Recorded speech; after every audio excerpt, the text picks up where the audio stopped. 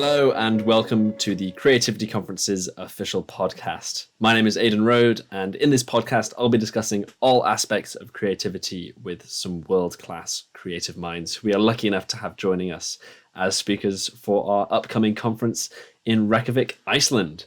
Today I am joined by TomSka Ridgewell, who is a British writer, filmmaker, and YouTube juggernaut with almost 10 million subscribers and over 2 billion views across his multiple channels.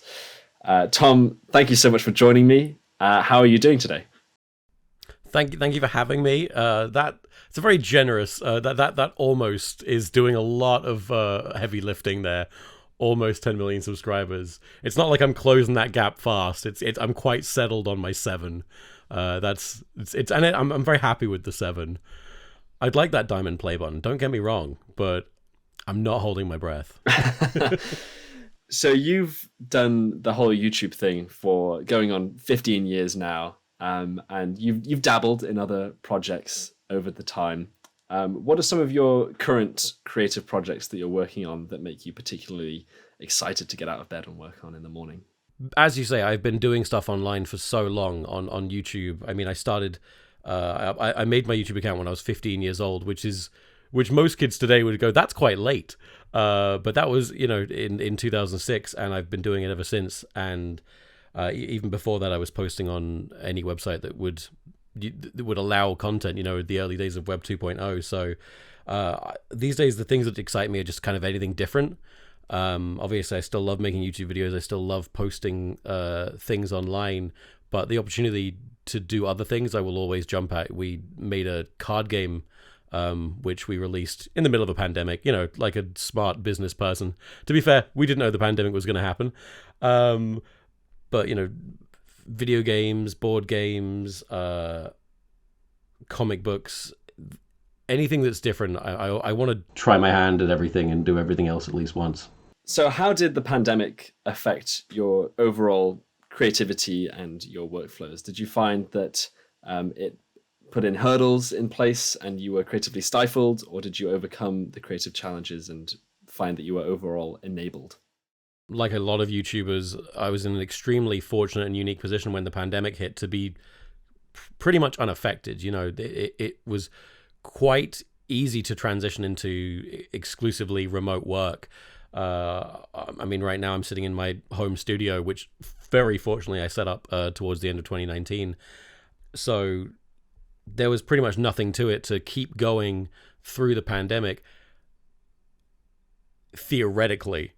However, I think like a lot of other people, it did hit me like a truck creatively, and a lot of that momentum was really stifled. It was frustrating because obviously I'm looking around and I know that we could keep going, but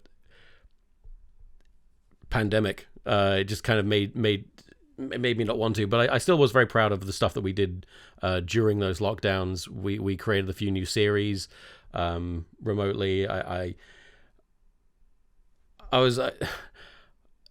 feel a bit embarrassed in that I wasn't one of the first creators to trailblaze shooting things remotely. I noticed a lot of other YouTubers start very early on into the pandemic, and the audiences kind of rejected it, like they used to reject ad reads because it was different, and so everyone felt like it's going to go back to how it was very soon, so no one wanted to really consume that kind of content. So I kind of laid low for a couple months, or at least what felt like it, until audiences had fully accepted the idea of things being remote, and then came back and went, hey, I'm doing it too. Video wise, it didn't change things at all. I think the biggest toll was mentally. I developed a lot of ADHD, or at least ADHD adjacent symptoms, and that made creativity a massive challenge. Mostly, if nothing else, because the distraction machine was now the place I had to work at. When I'm a writer, and when I write, I kind of ideally need to not be on a computer. I will, sketch out everything on paper first. Every script, every joke, every structure, I'll write down, and only when it's all there can I actually turn and face a computer, because the work's already done. I've just got to type it up. But now I had to, talk to my team through a webcam, and mentally I processed them as distractions. So they were no different to watching a vlog almost. And it made it very difficult to think straight and focus on work, which was not great. So I was very glad when I could see people again and work somewhat how I used to. Yes, and there's a lot can be said about a creatively stimulating environment, and people spend lots of time and money on buying big fancy studios and making it so it's the most, creatively efficient way to just get things done. How do you feel about that with, your home studio and obviously your office where you shoot a lot of things? Do you really find that your environment has to be this really conducive place, or can you sort of create anywhere? I have found that with spaces that I find creative, they have a shelf life. Maybe it's a year or 2 years where, I'm in this new space and suddenly I just feel re-energized and I'm powering through. And then, maybe I'll hit this 18-month, 2-year mark where the space no longer becomes associated with the creativity. I don't want that. I don't know what that's about. But that's what happened with my office before this one, and every office before it. So, yeah, just it has a window of value, and then it becomes a cripplingly almost toxic environment, and I will suddenly feel the need to move somewhere else, as if I've extracted every creative idea that could be had within this space. I don't know if that's normal. I'm not convinced. But because I've definitely always found a lot of inspiration from being out and about. A lot of the jokes that we come up with, or the ones I come up with when I'm alone, happen when I'm traveling, when I'm on public transport or out and about. And so we had a year where that didn't happen, and I noticed such a significant drop in productivity and idea generation, which was very strange. And idea generation is something that is key to creativity, and with a lot of the projects that you do. We'll briefly touch on your Asdaf movie series now, just to get that out of the way, and then we can talk about other things, because I'm sure you never get tired of talking about Asdaf movie. You've said that you went into the first Asdaf movie in 2008 intending to create the next big viral video, and sure enough, it became a pretty much instant success from day one, and each subsequent episode has been fairly guaranteed a couple million views at least. How do you keep it engaging and refreshing from a creative standpoint, and combating the algorithm and audience changes over the 14 years that you've been making them? I think I would answer that question very differently every year, prior. I think right now I'm kind of in a state with that series where I might just answer I don't. I think that I do feel like that series may have actually officially passed its sell-by within the audience, in that the competition is now so fierce that the novelty of something like Asdaf movie, which did bring sort of a unique brand of entertainment that was sort of out of time, even at the point I started posting on YouTube. It's this sort of 2000 mid 2000s kind of lol random humor, but with a very internety viral video, early YouTube pacing, and it was this kind of unique novelty holdover from this different era that had a sort of stranglehold on that style of humor for so many years.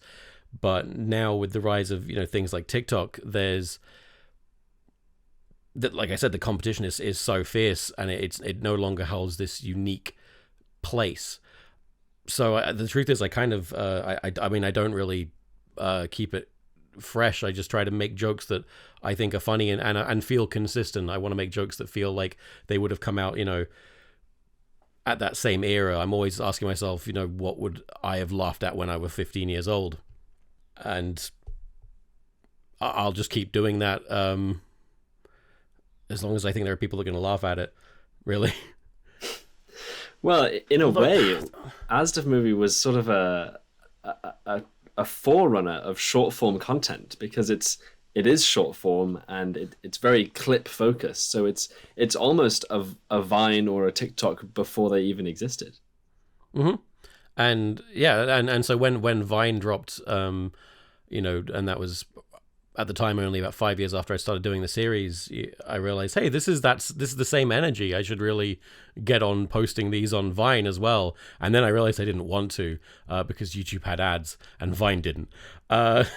So just no foresight really, just purely monetarily driven.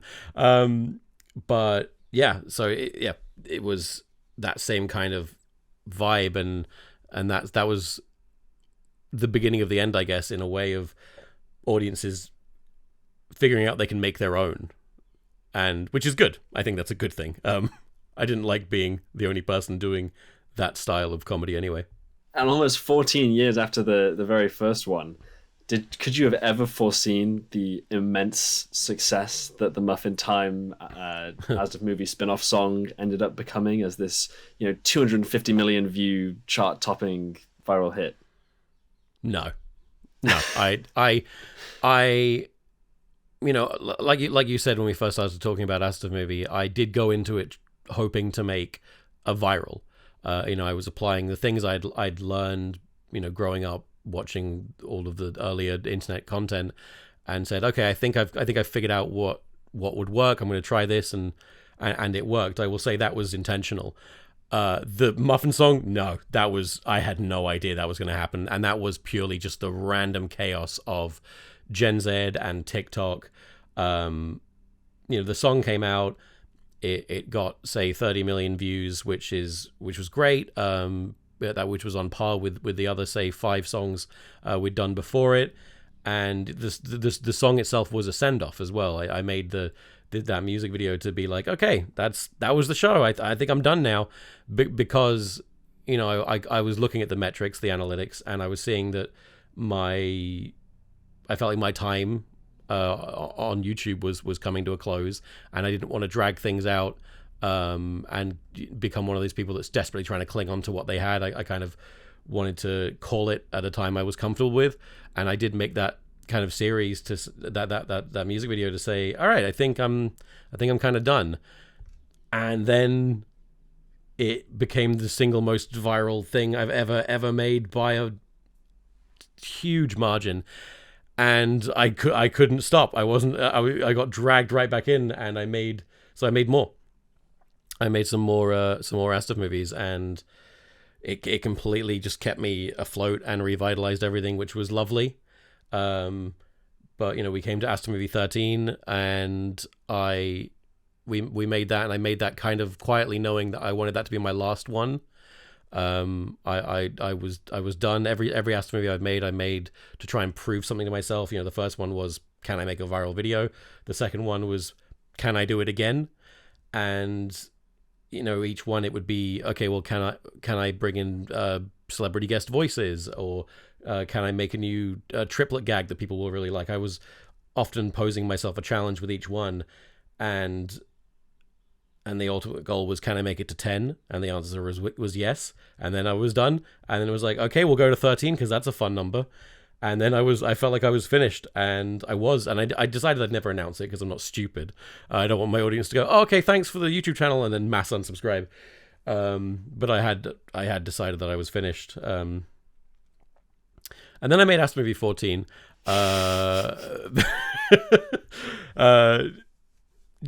Because a mobile game app said money, and I went, yeah, go on then. And so I did that as well. And the truth is, I'll make a 15 if that happens again. If a brand comes along and says, can you make another one? I'll do it again. But it's no longer a series that I feel a need to make to prove anything to myself. I have now proved everything that I need to prove. Well, dovetailing from that is, as someone who's continued to stack views across platforms and, navigating algorithms for pretty much the entire duration of YouTube's history, how do you perceive the viral video formula to have evolved over time, briefly? Viral video has evolved and shaped so many different ways. I mean, I think the first state the viral video found itself in was that of seemingly complete unpredictability, just absolute random chaos. It would be anything. Is it going to be some chubby guy swinging around a pole, and then people start editing Star Wars music onto it and stuff? Or is it going to be a VHS upload of a long dead cat pretending to play the piano? And it was always the kind of these random novelties. And then obviously this whole economy sprung up of people trying to crack the code and make viral videos. One which I was thrilled to be a part of. And there became this sort of arms race to improve, to kind of catch up with traditional media, for one thing. So there was this kind of period from, around about 2011, 2012, where the goal, I think, on YouTube was to create really high production value content that was almost indistinguishable from traditional media. And then Vine came along, and suddenly we went back 7-8 years to, reverse shot, filming yourself wearing a mop and pretending that's a wig style comedy. And audiences and a lot of creators kind of went, actually, no, you're right. This is better. It is better to kind of make content that feels far more relatable and achievable. And then suddenly these became more the new virals, and TikTok, I feel like, largely is a continuation of that as well, of just making stuff that feels not so much like a novelty. It's not a freak show, I guess. Like, I think that's the main evolution of viral video, is it went from being, a P.T. Barnum style freak show, what's the latest weird thing the internet has to offer, and is now evolved into what's the funniest thing that me and my friends believably could have made. I think there's so many different facets of it, but that's the goal, is everyone wants to make something that a teen could have made. Every brand, every adult, and every teen is just trying to make the next big teen meme. Saying teen meme out loud felt gross, and I don't like it. Yeah. I was going to ask, where do you see the next viral video trend going? But I imagine that if you knew that, you'd already be on it. And it's not. I actually wouldn't. I kind of haven't been one to adapt. I've watched, in the early days of YouTube, I watched far too many of my peers lose their relevance and kind of die within the space, trying to constantly adapt and shift their whole ethos over to whatever the current thing the YouTube or the internet was saying was popular. In 2011, 2012, YouTube suddenly said, we want 25 minutes of content uploaded to your channel every week. And I watched so many creators completely burn themselves out trying to meet that quota. And now, sort of last year and the year before, YouTube said, actually, we want to rival TikTok. So if you aren't releasing videos that are less than 60 seconds, die. And then people make that shift again. And the thing is, it will shift to something else down the line. So I've kind of always taken this approach of just not doing that. I'm just going to keep just trying to make the things that I want to make and remain stable. That's, I guess, the thing I kind of offer people is you come watch a video on my channel, you watch a comedy sketch, and it's not going to feel radically different from the kind of comedy sketch I would have made 10 or even more years ago. I think I'm just an old man, really. Just resilient to change, but not bitterly so. Just, it's exhausting. It seems exhausting to try and adapt constantly. Yeah, and I think online years are a bit like dog years in that they age you much faster than normal life. I went to an event last year, just kind of what I thought was a YouTube event. It was an event we have in England called Summer in the City, which started as a very early YouTube convention in the in the noughties, late noughties, and it happened for the first time in 2 years, obviously because of the pandemic, and it was surreal stepping into it because none of the old guard were there, and it was almost exclusively people who had started making videos during the pandemic. Whole new, not just audience and demographic, but economy. Just a different crowd of creators. And it was so strange seeing these people that were both so young. They had all the hallmarks of a young and new creator, but they had the numbers and the viewing figures of creators that had been in the game for a decade. And it was baffling and overwhelming. And I couldn't help but think that these people aren't going to get the time to figure out how to develop staying power. They're not going to have the time to build a brand and a presence, and they're just going to burn hard and fast. They're going to show up, be really popular, and then be gone within a year. And that's the real challenge that we have on YouTube, is being a presence that sticks around. And I did wonder at this event how many of these people that are here this year will be here the next year. Yeah. 10 million followers or not. Yeah, that's a really interesting one, because traditional media formats, you get into the photography industry, you can do that for 25 years and that can just be your day job, and there's no fading into irrelevancy as such. Whereas this is such a unique career in that you could be just raking it in, and then a month later no one knows who you are. It's bizarre. The turnover, I think, is, I guess, to answer your question again about what's different about virals now, is I think it's the turnover.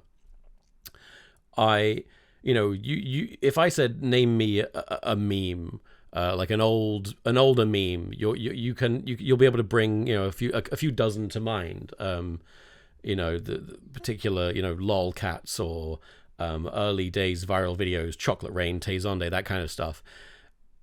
And at the time when these happened, they were so monumental. Like, you'd have a couple a year, it felt like, and they just became like what you'd call like an instant classic. And even with something like Vine, you get these Vine compilations, and as the years went on after Vine, it kind of got whittled down to, say, like 100, 200 of the funniest videos.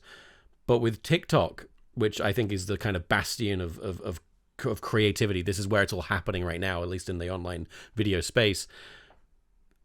It's not like that. Memes, trends pop up, dominate the landscape, and then disappear within a week, sometimes within 24 hours. And they don't just simmer down and become, oh, do you remember that? They're gone. They're gone, like they never existed. And that's wild to me. Is that turnover and the speed, and how by the time Jimmy Fallon is on late night American TV quoting it's been dead for a month already.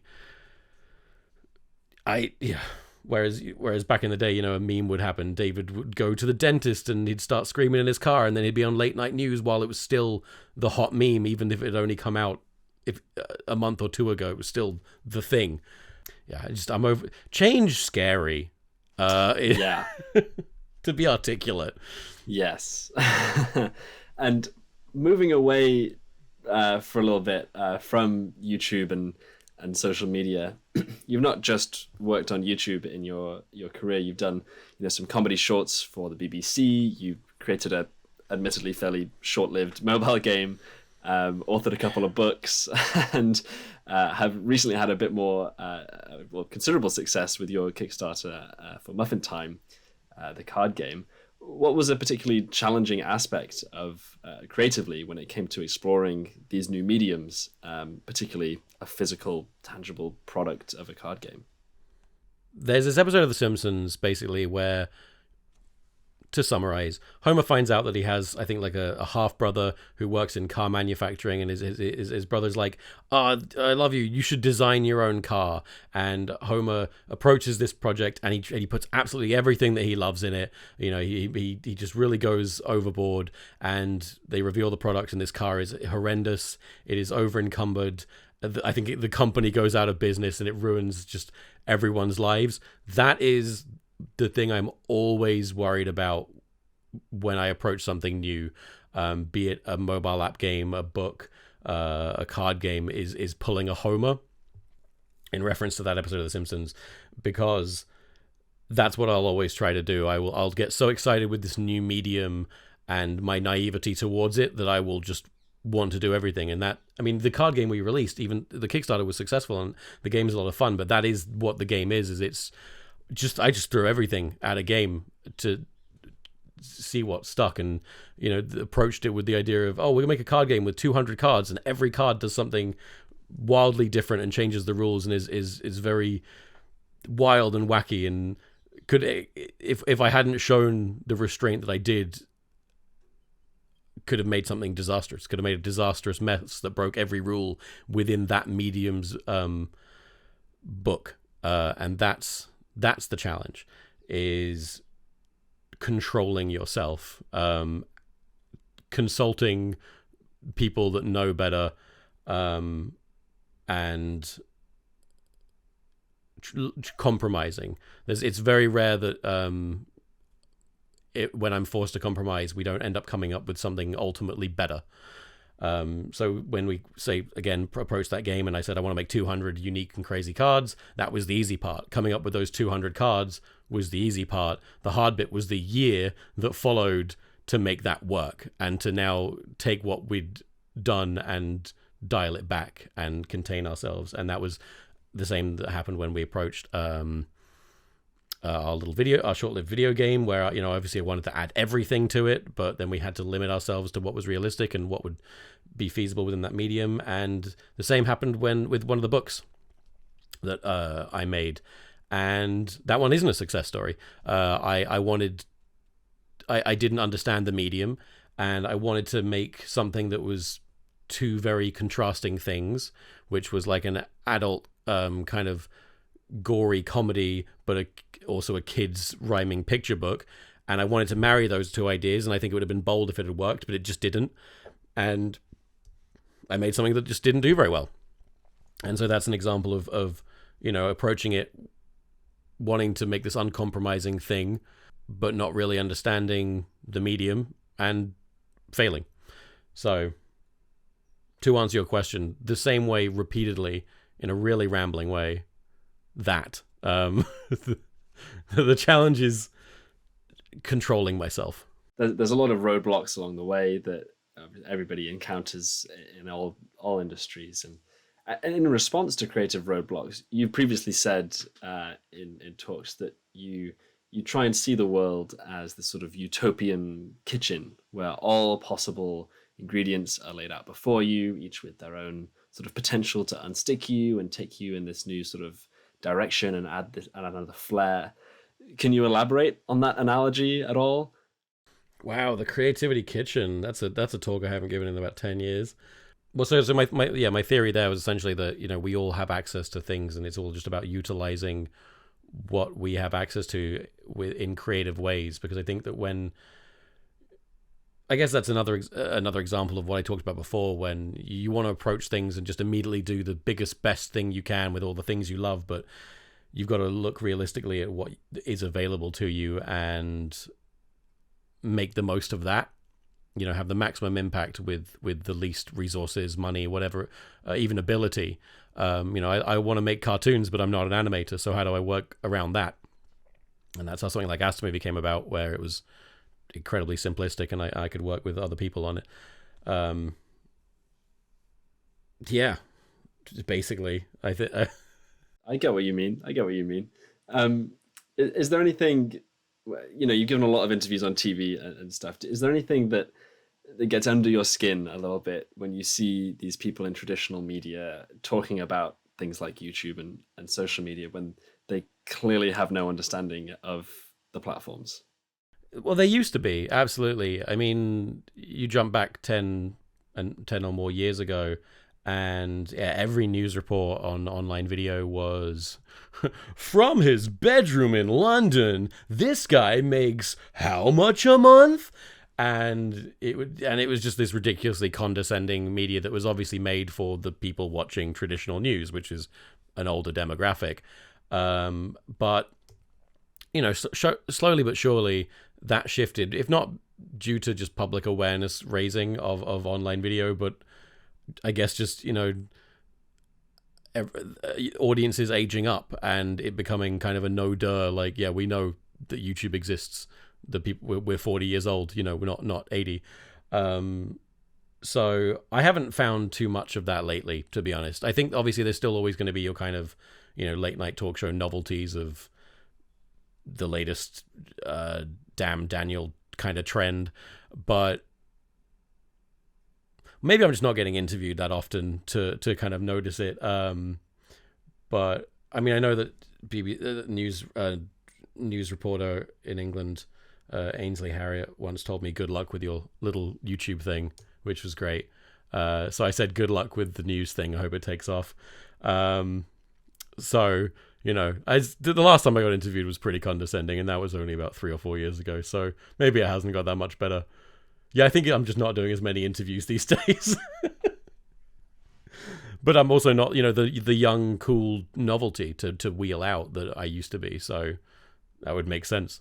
If you want someone really jaded to come out, I'm your guy. Because I think that's the thing, is that I am quite weathered and jaded. I try not to be spiteful. I really don't want to be bitter. And if anything I've said has come across as bitter, it doesn't mean to be. That's something that I really just have no interest in being, because it gains nothing. But all the romance and a lot of the kind of excitement of this world, it's not that it's gone, it's just that I've experienced it. And kind of like anything that gives you a boost of serotonin or anything, it's now, that's the level that I'm kind of used to. So it's hard for me to be like, yeah, and then it's great and it's really cool and it's really exciting and stuff. I'm more someone that's I'd rather in my life now be someone that could help other people when they're going through that state of being younger and more excited, and help them optimize and not make bad decisions, basically, and keep their momentum going. Of all the projects that you've worked on, are there any in particular that are lesser known about or underappreciated in your books that you have a bit of a soft spot for, and that you wish more people knew about? And when people come up to you on the street and they say anything other than basically Asda movie, you're like, no way, that's really exciting that you know about that. See, again, if I were younger, I would approach that answer very differently, because I would talk about, what I felt like is underrated and stuff. But now I do look at it, it's like, well, it was rated how it was rated. It got the views I guess it deserved. It's quite rare that if something doesn't do well, instead of going, oh, that should have done better, I kind of think, okay, what could I have done to make that better? And the answer is sometimes nothing. It just, is not the kind of thing that's going to do very well. But I think it's just a lot of the stuff that I've done on my secondary channels on YouTube.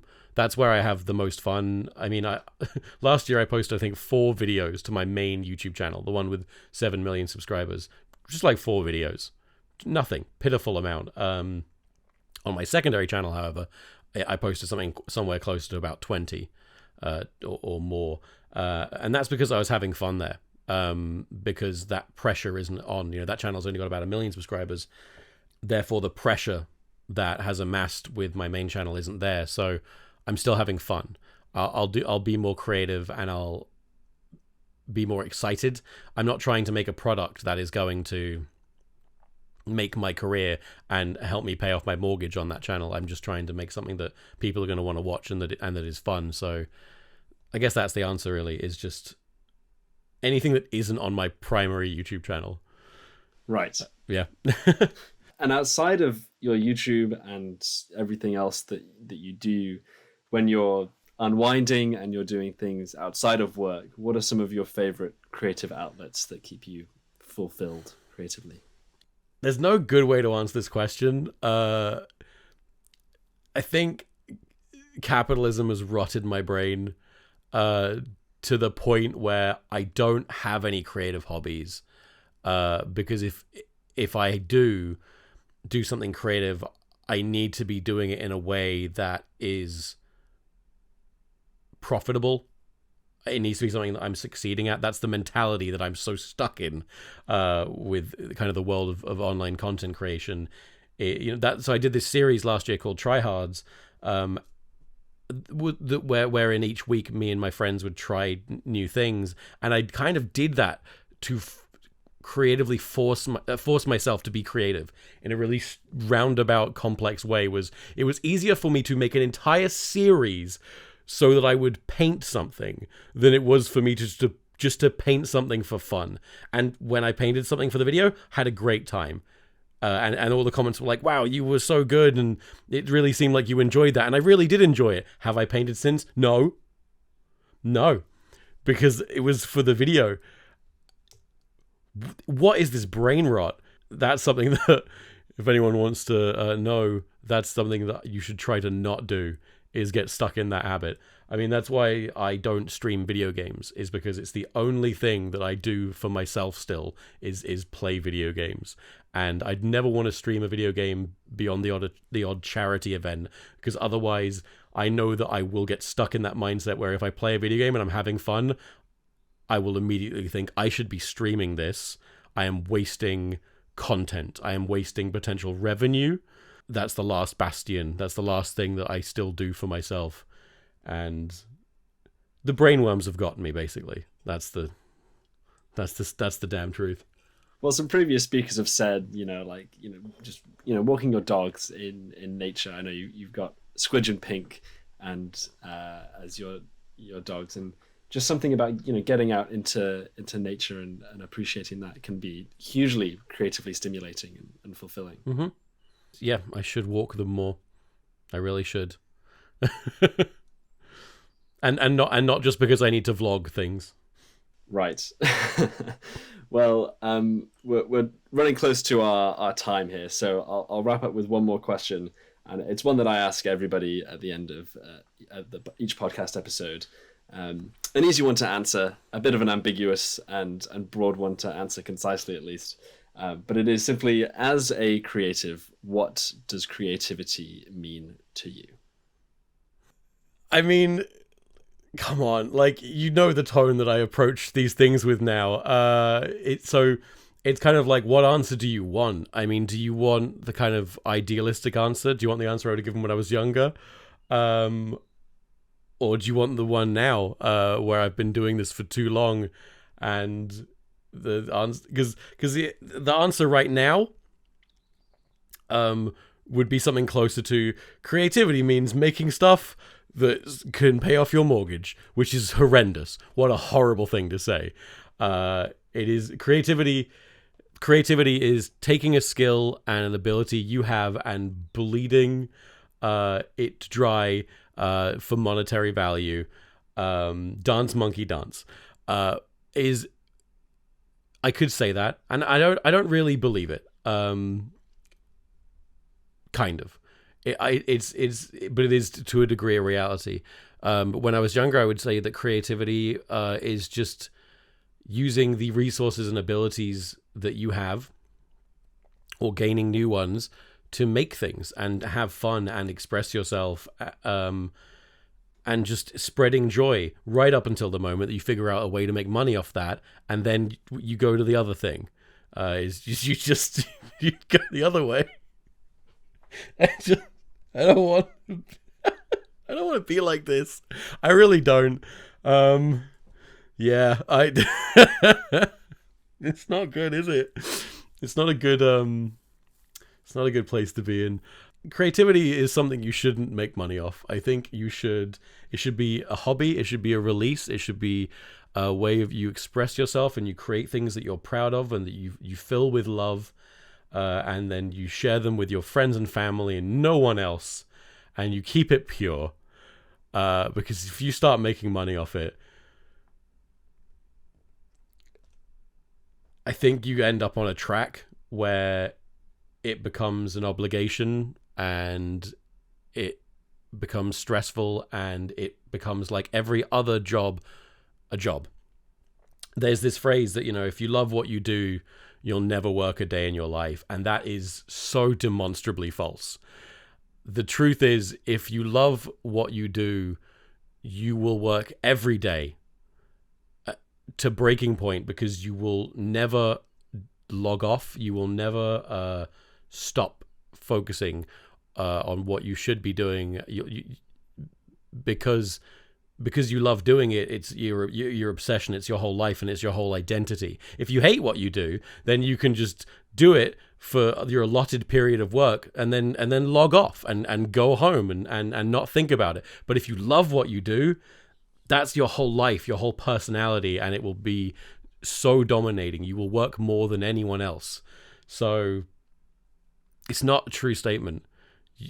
It's still great. It's still great to do what you love, but it ain't no work. You turn the thing you love into work. God help us all.